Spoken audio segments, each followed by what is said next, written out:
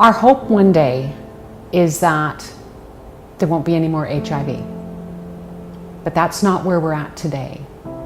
And although the epidemic has changed over the years and people aren't necessarily dying as quickly, there's sometimes people do because they get diagnosed late, and they have, they're very, very sick. But there's still tremendous needs for people living with HIV.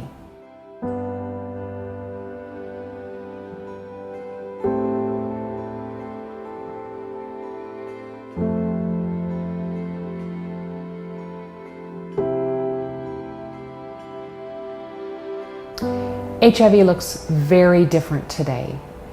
There's still the fear, there's still the absolute, there's the fear, there's the stigma, there's the discrimination today, but it's a little different than 25 and 30 years ago. It's not this awful, scary, horrible thing that it was 30 years ago. There's so much hope.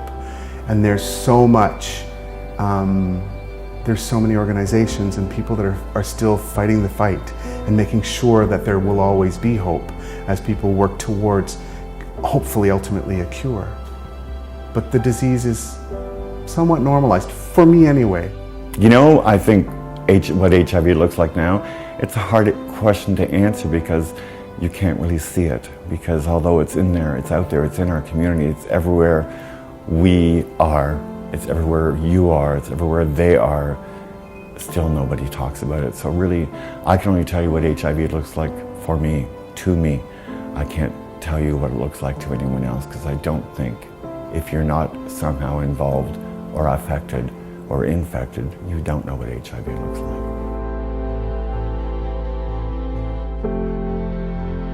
At some point, if we're not careful, the pendulum doth swing, and we have to be careful that it doesn't swing back again, There are incidences that are on the rise again, we know that.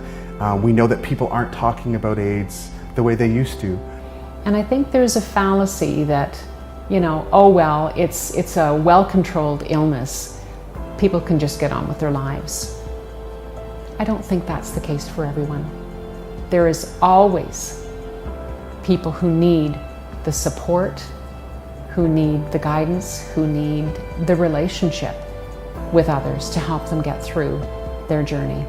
And I think there's an opportunity for, it would be wonderful if we could say, great, in 5 years we're not needed, or in 10 years we're not needed. I think that would be fantastic.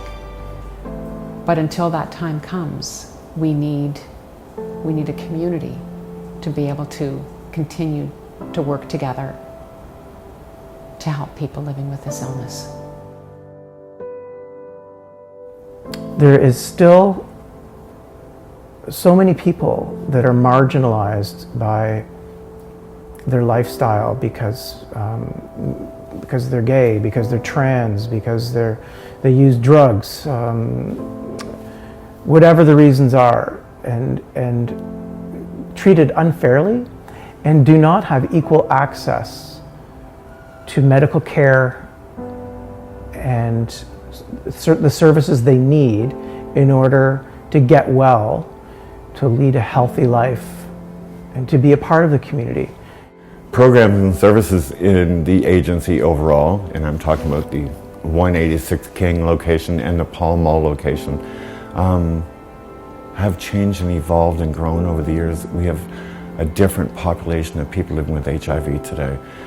We have a different population of people accessing services today, and for different reasons.